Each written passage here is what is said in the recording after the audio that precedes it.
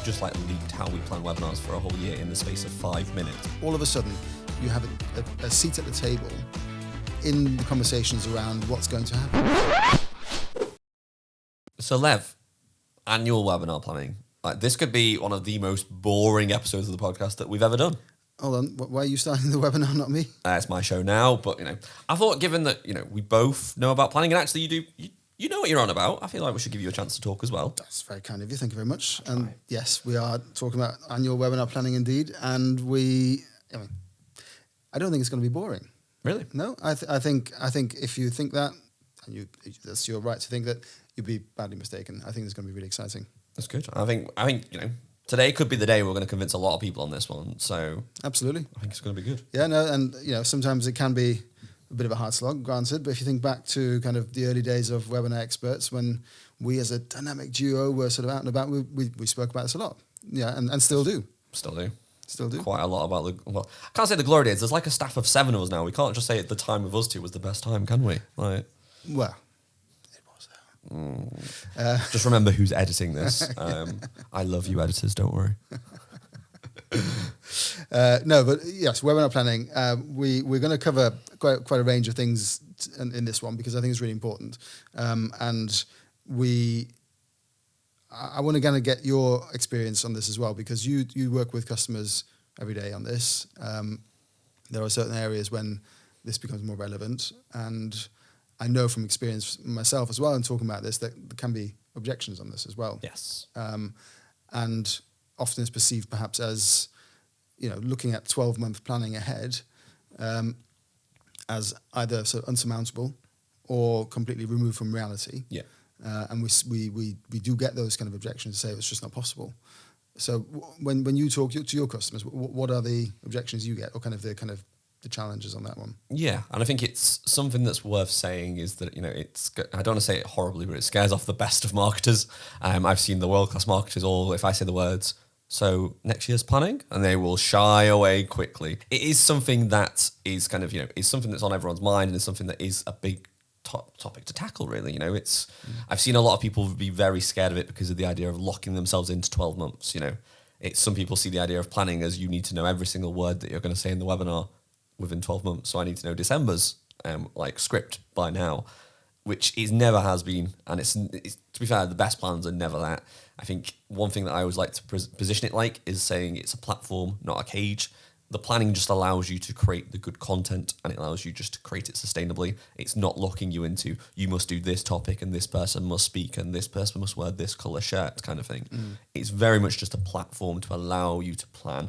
Because, trends change, Sometimes I don't know what's going to happen in 12 weeks, never mind 12 months. So I think it is worth planning well, but also using it as a platform rather than a cage.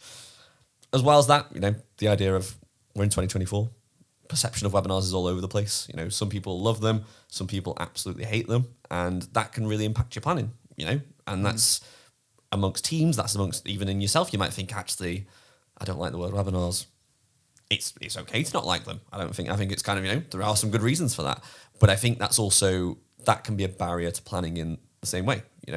If you treat webinars like a dirty word and a side project, then it's only going to get side project level of commitment and energy from stakeholders. For example, you have that one speaker who is great at speaking on stage but hates webinars, and then you present it like, do you want to present on this webinar, and you don't believe in it, it's not going to come across well. But if you give it that kind of, this is the most exciting thing that's ever come across marketing ever, people are going to get excited with you, and they're going to join in for that. And I think, there is a hill I'm willing to die on this one. I think the perception of webinars and what webinars are is a big thing at the moment, and I think we need to get more excited about it. I think I've had a call yesterday where someone said, we don't want to do webinars where it's 45 minutes of someone speaking to a slide deck. I'm like, you know what? I completely agree. I think you stopped screen share at that point as well. Like, it was a very prime time. But no, I think that idea of, understanding what a webinar can be is a big thing. And, you might have presented webinars in one way before. You might have done the size 10 times New Roman, 45 minutes of slide deck.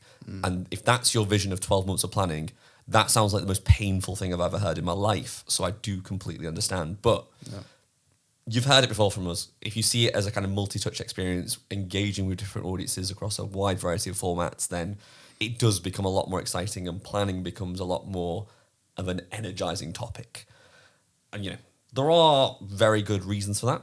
And I think there are a lot of benefits to that. So before we kind of go into the practical things, I think one thing that you do quite a lot is like to almost wow and amaze people and show them the benefits before we even talk about the practical. Do you want to talk a bit more about that? Not yet. Let's come to the benefits in a bit. Okay. Because there is an important part to the planning bit, which we haven't really touched upon yet, which is the window of opportunity for the best possible planning. So when we talk about annual planning, it is 12 months, and everybody's year starts at different months and quarters. But you have the last 2 to 3 months of your year. That's the ideal time to start thinking about planning and doing the planning. Yeah. And often that's where we meet with that's not realistic, because that effectively means we're starting 15 months before the end of the year that we're planning for, and sales are closing deals, marketing needs to support in Q4. There's too much else going on. Often there's no messaging from corporate yet on the kind of what's relevant next year. So there's lots of things going on at that period of time, but that is the most impactful window of opportunity. If you plan it then, and you then have 12 months laid out where you can actually then execute that plan, you're going to get the most out of it because it's most cohesive. The plan is in place, and we'll come to how that works in a moment. But that is the ideal window of opportunity. Now, there are going to be folks who are going to listen to this, and it's March or it's June. Yep. That doesn't mean that just because you've missed that ideal window of opportunity where it's not the last 2-3 months of your quarter of your year, doesn't mean you shouldn't be planning. You should definitely be planning. What you can do, especially when you have these things about, we haven't got the new messaging yet, we haven't got the new targets yet, we can't really plan anything. The worst thing you can do is not do anything in that first quarter. Correct. The best thing you can do is treat your Q1 of the following year that you're planning for as your Q5 of this year. So you're actually looking at, okay, well, let's continue with the messaging. Let's continue based on the targets that we have, because they're not going to go down the targets. They're going to go up if anything. Yeah. So continue with that and just tack another quarter onto your year. And that allows you to plan for the first quarter. And then as you get into the Q2, 3, 4 of the next year, you can then apply that new messaging. But you can still do planning in the meantime. So that's really important to kind of make sure that window of opportunity is used as best as possible. Yeah. But if you miss it, start as soon as possible. Yeah. And I think, there is, we've spoken about that opportunity, if you're listening to this in March, June, whenever, there is still time. And we're always going to say that, planning is better than no planning. But I think if you ever have the opportunity, do it. It's one thing I see quite a lot is the kind of if you do miss the window, you'll always find an excuse not to do it. If you're in Q1, you're generally safe. You'll find your messaging. Your key messaging will arrive. Sales will be invigorated. Everyone will want to do new things, and it's always a great time to plan. But even at the end of Q1, you start to get busy. You hit Q2, the events start rolling in, and then if you try and get any time in with anyone, it gets worse. Q3, we're looking at holiday season, and good luck trying to get anyone to plan anything in holiday season. And then you come up to Q4, which for some people that seems wild to plan a webinar program in Q4 for the current year, but it does happen. People do make quarterly plans. It can be difficult because, of course, everyone will say to you, not interested, I just want to close these deals. I want to, I've got pipeline to reach. I can't start anything new. Just need to make things exist. So while we are saying, planning is always good, something's better than nothing, I think it's always in the ideal scenario, you do want to have some form of plan in place. And if you're listening to this whenever, preferably, by the end of the year, early of the current year, then of course you are in that prime time window to plan and to really make the most of that. Yeah. But with that in mind, can we talk about the benefits now? No. I want to benefit. We'll get to the benefits. Okay, we'll get there because there's plenty. But I want to talk about how it's actually done in the first place, because that's, I think, ultimately, if you've joined this podcast, you probably want to know how it's done, and you can probably see that there's benefits. So we'll cover kind of how it's actually done, and what we need to start with ideally is working back from targets. So yes. You work in marketing, you're running webinars, you'll have targets, and that typically starts with pipeline, and we have to work our way back, because the planning is, you can start planning if you want to, but you have no idea as to kind of how many webinars, what they need to be talking about. So you need to start with the targets and work your way back. Yeah.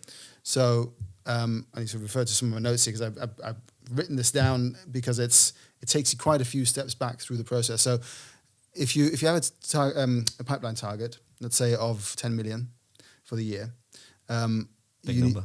Big number. Some people have bigger numbers. Yeah, that's true. Some people have bigger numbers than others. But so let's say you have a pipeline target of 10 million. and your average deal size is 100K. Your maths is quicker than mine. How many opportunities do you need? 100. 100, thank you very much. 100 opportunities, and then, so you know what you need to generate. You then need to look at how many people do I need to be able to get to 100 opportunities. So you need to have a look at your SQLs that turn into opportunities. You need to work out that conversion rate. And then you need to take it a step further back and say, okay, what's my conversion rate from MQLs to SQLs? So you end up with a number of MQLs that you need to generate to get to the pipeline target. And let's say that MQL number is 5,000. 5,000 MQLs, and with various conversions, you end up with 100 opportunities at an average deal size of 100K, taking you to 10 million. Not all of those 5,000 MQLs are going to be generated by webinars. There'll be other activities as well. They will come through the website, through various other channels. But let's say half of those 5,000 are going to be generated by webinars, or should be generated by webinars. Sure. You can then say about 2,500, and you might have a number of your average number of MQLs you get per webinar. And that might be just for ease, let's say 100. Yeah. So let's say you get 100 MQLs per webinar. On average, that means you need to do 25 webinars a year to get to 2,500 MQLs so that you hit your contribution to pipeline with webinars, for example. So 25 webinars, now we can get really practical, because now you have a volume, a number of webinars you need to run in the year. And you then can say, well, that's basically every 2 weeks throughout the year. And you have Christmas off. Not even summer. No, throughout the summer. No, good question. We have to go through the summer. Did we talk about that in a previous episode? I don't know if we have. We probably have. We probably should. Yeah. Don't stop in the summer. Yeah. Link in the description. We'll find content about it. Don't worry. Simple as that. Don't go. Not everybody's away, and people still want content. Yeah. 25 a year. So we got there. And then what you can do is then you can start creating a bit of a sort of scheduling, planning matrix. And that's where it gets practical. So what you want to do is you want to list out your weeks of the year. You apply the 25 just quite logically to begin with, so every 2 weeks. And ideally you have decided on a day of the week, so let's say every Thursday, a time of the day, let's say 2 o'clock, and you just schedule them in. And just say webinar slot. That's all you need to do. Webinar slot, webinar slot, webinar slot, 25 times over. You then have a look at, okay, do we have a certain number of lines of business or different product types? And you can assign those as well. And you can start thinking about perhaps different formats. You can maybe let's have every 5th webinar, we will try and bring in a speaker from a customer. So you can do those things as well. All you're doing currently is just logically breaking that down. And then you can start assigning topic areas. So let's say it's based on, let's say just only one product line. One product, one line of business that you have. But there might be several different topic areas that you have, just kind of high-level topic areas. You can assign those as well. And you can assign target audience types to it, because you know that you'll want to have a certain target audience in this webinar, so that's not difficult to determine, so you do that as well. You start adding little things to your slots that you already know. Yeah. Overall topic areas, overall target audience, time and dates, weekday and all that kind of thing. So you then have a slot schedule. And then what you can do after that, and this is your sort of core, that's your starting point. Just before you say this as well, I do think this is quite interesting that basically you've just leaked how we plan webinars for a whole year in the space of 5 minutes, which is kind of, if you're listening to this and you're thinking of planning, watch this last 5 minutes. You've got the plan there. Follow that through word for word. You've got some would say a banging plan. That's your generation. That's a younger term. Lev's not going to do that one. Doesn't come across well when exactly. we all these talk about exactly. that. Anyway, so we then have a slot schedule. Yep. What we need to do next is contextualize it. Yes. And what I mean by that is we need to look at, at the moment it's every 2 weeks, but there will be times of year where it might be a bit quieter, for example, the summer. Not the summer, because we always want content in summer. Depending on where you are. Yep. And then there'll be things like, for example, your major kind of events that you do or attend or organize yourself, they will be taking place. So you don't necessarily want to run webinars in parallel exactly then. So you need to consider, there might be some release dates for your product. Yes. So you kind of move the slots around a little bit to kind of align with that. So you then have a sort of contextualized schedule. And from there, you can then start filling that in with information that you have. You might know that on a particular topic, so-and-so within the company is the expert.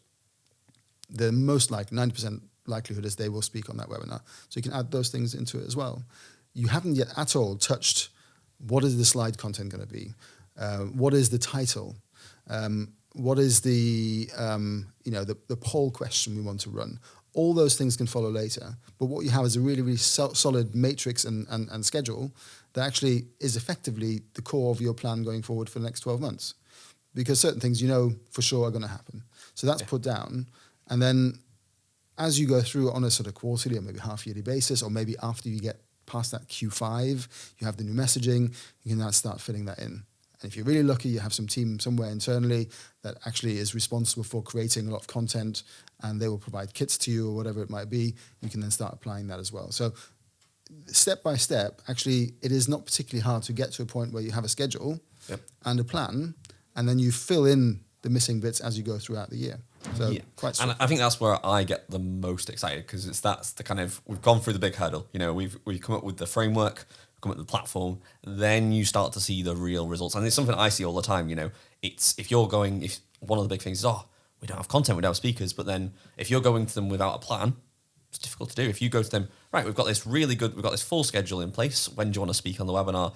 You'd be surprised how many people say no at that point. It's very, very low at that point. So it's always good to have that for stakeholders, you know. You then got your end-to-end process, because no doubt if you've got a schedule in place, you're going to have to plan out when you're going to actually do the work for it. So you kind of then have really good levels of just tracking what the process is, how it's going to look, how it's going to work.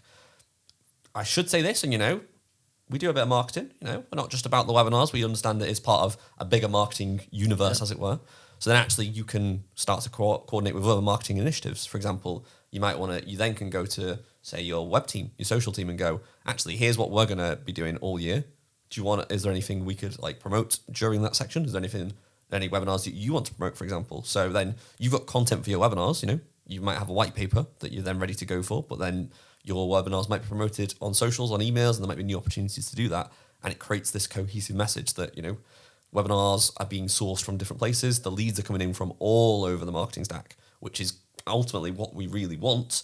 And then this is where, you know, if you want to get me really, really excited about webinars, this is the place to go, is with that foundation in place, we can start to get experimental with it. And I think that's where, you know, we all hear about the innovative, the pioneering programs, the wild marketer who comes up with this new format. The reason why they can do that is because they've got that foundation in place that actually they have the kind of, you know, they've got the bread and butter. The webinars will generate the pipeline they need. Then they can start doing the pioneering stuff on top of that as well. Sometimes I think some people try and go for we're going to pioneer, but then we don't have a single webinar or an audience, and then it never works because no one really wants to see this kind of experimental format without a track record or anything alongside it, really. Yeah, absolutely. Now we can talk about the benefits. Oh, can we? We'll finally. You've already started it. I mean, I got excited anyway, but you know, tell me about some benefits, Lev. The benefits. No, there's a huge amount of really good benefits that you can get from this, and you touched on some of them. For me, and I guess from my sort of position, you know, in terms of I tend to do more of the strategic side of things. For me, the really important bit is when you go from ad hoc to programmatic as a marketing leader. Or even within a marketing team, and you're the driver behind that, sort of saying, you know, we're not going to do things in bits anymore. We're going to have a plan, and we're going to have a program. What you're going to do is actually, with that, you will have a significant part within the marketing function and within marketing activity. And because you have that, and let's say you have these 25 webinars a year that you're going to run, all of a sudden you have a seat at the table in the conversations around what's going to happen, because you are in control of a 25 webinar program throughout the year. That is not insignificant. It might be for other companies. It might be, who knows, 100 webinars a year, depends on the company size, but you have a seat at the table because you have a program. Yeah. You're not just somebody who does ad hoc webinars here or there or occasionally or when they get requested, because nobody can predict that. Nobody can count on that. That's just on the whim of a moment. And so when there's a program, that's when you have a seat at the table. That then leads into the other benefit of doing it programmatically is it's because it's predictable, you can then also look at the budget allocation and actually look at how is this program going to work and what budget do we need to plan for, because once you know what the program looks like, you have a pretty accurate idea of what it's going to cost. And that also allows you not just to assign the correct amount of, marketing dollars or pounds to it, or any other currencies, or euros or anything else, or yen if you really want to go there. Yen. But you can also then also know what's left. Yes. So you don't have to kind of sandbag, budget for later activities in a year. This is my marketing is going to allocate this amount of budget to webinars. That's safe. That's done, and I now know what else is available to me as well. Yeah. So that for me is really a good opportunity and a sort of important one to consider, because without budget, that thing is going to fall flat. No matter how much you planned, if you haven't budgeted for it, then it's not going to half a year. It's not going to happen. You sort of touched on a point there that was around content and kind of working with other marketing activities. Yes. If you're running a plan, if you're running a program that sticks to the plan, you have that content cohesion as well, where things are going to start working together, and you can start cross promoting. And whether it doesn't have to be a series, but if within a program, if you know that webinar 2 is set up before webinar 1 has taken place, webinar 1 can say, "Oh, next time join us for that topic with this speaker," and you can register here. It's already there. It's already done. Rather than doing webinar 1 and then thinking, right, okay, what are we going to do now? Yeah. Who wants to speak next? And then you can't cross promote it. Yeah. And I think as well at this point, I think you might be getting to here as well. This is something that's really exciting for 2024 in particular. It exists more than webinars. I think we always use the example of you can promote webinar 2 and webinar 1, but actually you can promote white paper 2 in webinar 1, and actually becoming this kind of connected journey between all of your content. That's where it starts to get really exciting at the moment. I think we're seeing kind of a lot of trends towards the idea of more of a connected journey across the whole of marketing, not just silo of webinars, silo of emails, silo of social. Yeah, absolutely. And it makes it scalable. Yeah. That's another benefit, is where once you have the plan and it's actually taken care of, you then have more time to think about, think about other things, of course. It is a time saver, but also it allows you to then say, well, actually, we have space for another 5 webinars. Let's plan those as well as we go throughout the year and kind of add them in slightly more ad hoc, still part of the program because the structure is there. So it does allow you to scale. And if you think, well, gosh, 25 webinars is enough, thank you very much. If you think about, that might be enough for one product line, but if you have different languages or different product lines or lines of business, then let's make that 3 or 5, then all of a sudden you're talking about 5 webinars a year per product line. It's not actually all that much of a lift. And it does actually then almost become harder to then, let's say you have 5 or 6 throughout the year, that's every 2 months, it does become harder to set up the next one already to cross promote. So you can actually scale it quite easily by breaking it down like that.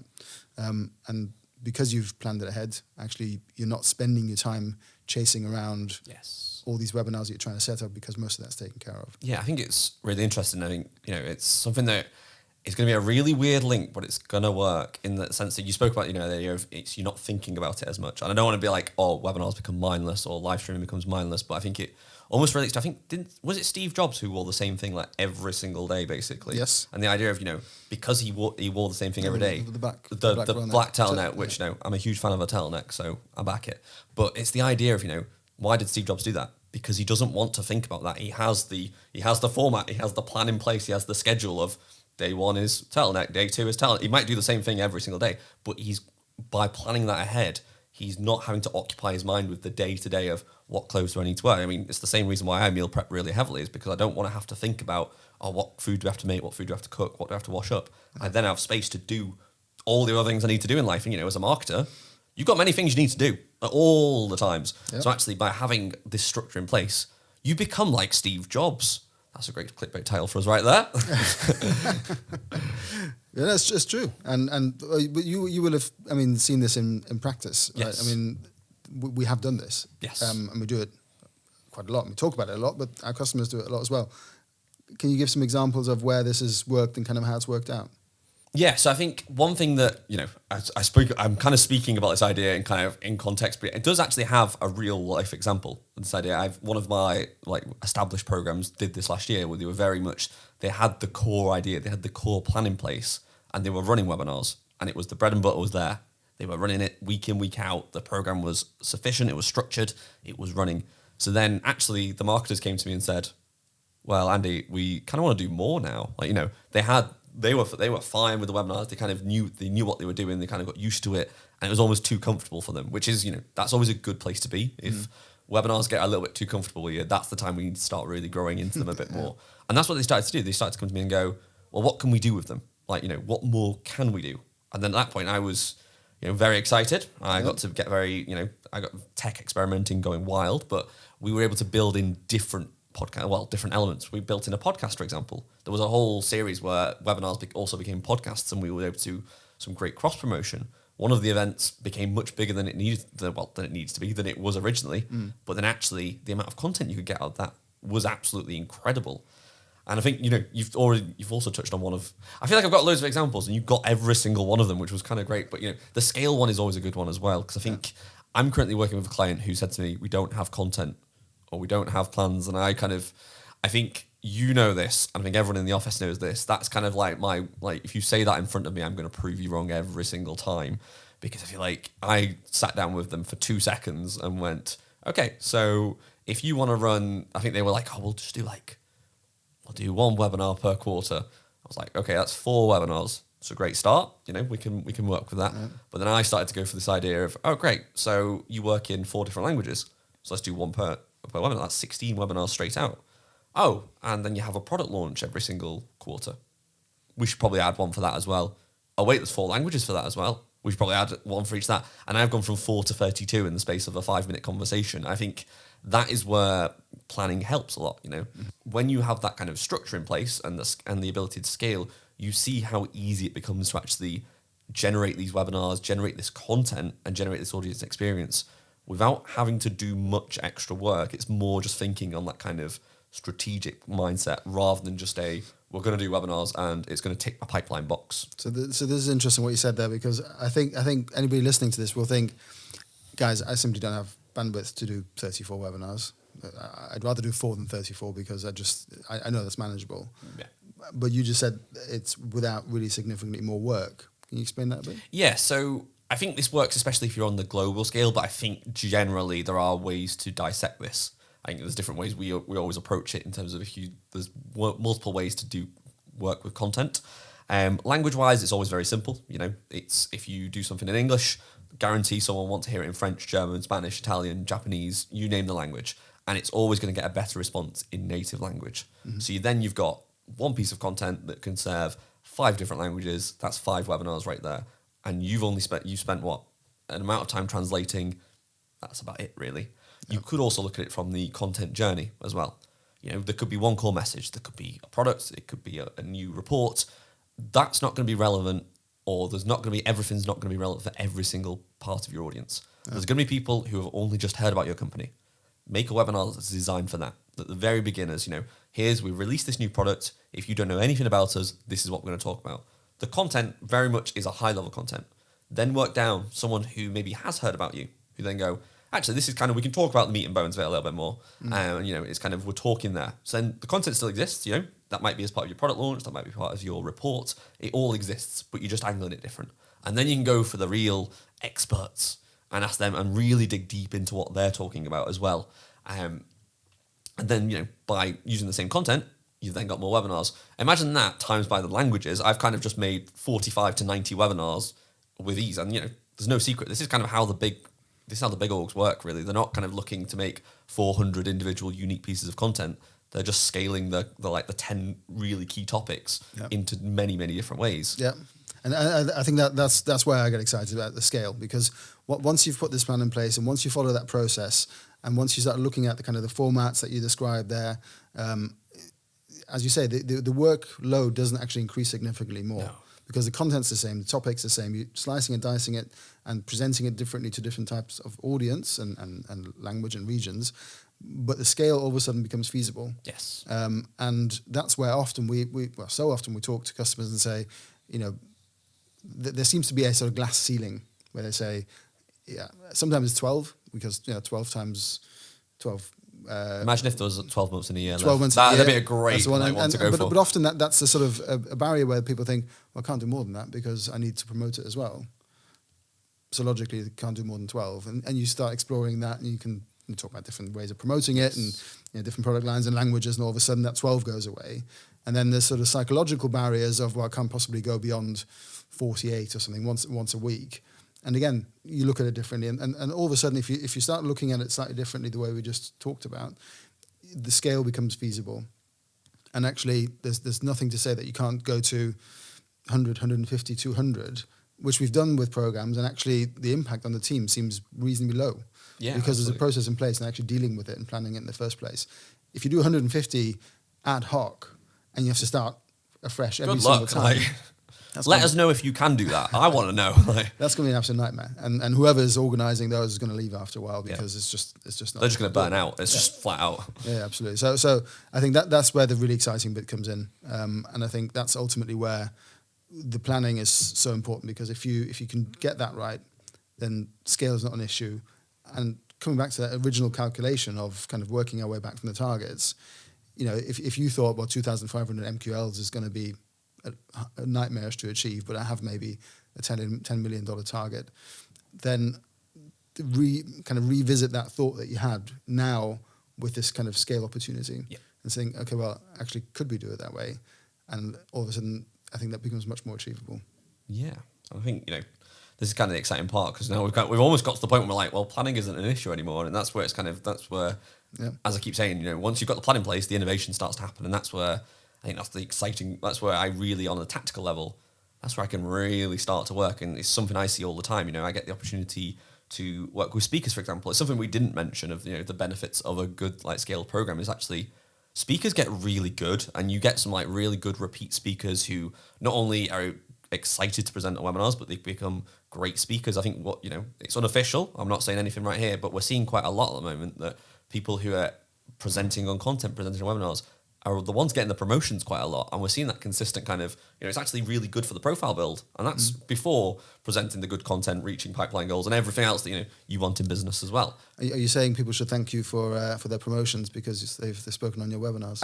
I will say I will congratulate them on LinkedIn, and they should say thank you for all my hard work, but I'm not going to say that don't make any purchase decisions based on my ability to get you a promotion. Let's just say that. Yeah. Good, safe harbor. Yeah, very good. But it is. We talk about that. Speakers are one thing, formats are another thing. We talk about formats, and that is something that comes up a lot. Is people get scared of formats. The idea of I can't do X. I'm barely dealing with my slides at the moment. But I think once you have that plan in place, the format conversation becomes easy, because as we say, it's the one piece of content can then be translated across formats. It might be you might do a podcast, a conversation with someone about a customer story. Then you might do a demo saying, oh, here's how they actually did it, and then you might have a beginner piece where it's just like, they're using this product, that's how they're and this is how they do it. And what we see a lot of the times is, the challenge might be finding content, but it might also be finding speakers. Yes. And the formats are really key to that, because if you perceive your required format to be slides for 45 minutes, yes, that requires a certain type of person who knows the talk track for that, who can present 45 minutes on slides, and you might struggle and might not have as big a pool as possible on speakers. Using the formats as an example, if you take the slides completely out of the equation, then you're totally free to do what you want. It could be a Q&A, it could be conversation, it could be podcast type format as we have here. There isn't really a barrier to a speaker participating in that, because a lot of the knowledge is in their head. Yeah. And if you have a skilled moderator kind of try and pull that out and bring that information out of them, then there's no prep required almost either, because it's all in here anyway. As long as the questions are good, you can be able to talk about it. I think as well it allows, the way I'd say it is it brings about the best content, because you get to meet people where they're excited about it. Mm-hmm. It's not, the slides is, as I say, it almost limits people, because it's hard to get excited with a slide deck. Well, it's just, I'm going to put that claim out there. But if you said to me, tell me, like we are right now, tell me what you're excited about with webinars, I could be here for hours, and we're not going to subject you to that. But it is, you get to capture the excitement of any of your speakers of why they truly love that topic that they're going to speak about. Because they're not just like, oh, show me the slide deck and talk for it for 45 minutes. I also think as well, that's a bit of a generational thing as well. I think, speak on my younger behalf. I think, it's one thing that it might be a previous generation thing now. Actually, my generation are more interested in the kind of personal opinions, the kind of conversation format. So it's, if you're looking at maybe a modern company, the idea of presenting slides for 40 minutes will be the most boring thing in the world. Yeah. But to say to them, do Do you want to go on a podcast? Do you want to have a conversation? Do you want to do like a live demo? That's actually way more relevant for your speaker pool, who maybe a younger, I was going to say younger disposition. That's just like the worst word to use. But, you know, I mean, it's the kind of, there are different presenting styles, and that can be just depending on who the people are. Yeah. So work with that. Yeah, absolutely. I think in terms of the planning, I think we've interestingly gone from, well, I think what we know not to be true, which is kind of the objection around that's just not feasible. I can't plan 12 months ahead, completely removed from reality, you know, leave me alone. I don't even want to entertain that thought, to kind of showing that breakdown and kind of working our way back from targets.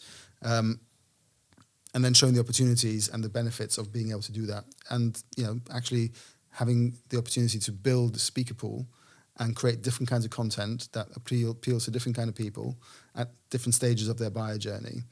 And all of that opportunity comes out of a plan. And actually, as hopefully we're able to show, it's not actually that difficult. If you take a sort of quite a sort of reasonably straightforward approach, and follow that, then you can do that. And in fact, we've written all this down, surprisingly. We have. Aligned with this podcast. Surprise.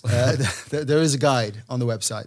So if you go to webinarexperts.com, we've all laid it out, and it's easy to follow. It's not gated. You can just download it. Not even download it. You can just You don't download it. Imagine if there was a link in the description as well. Give you those YouTube points there. Is there a link? Sorry, in the podcast listeners.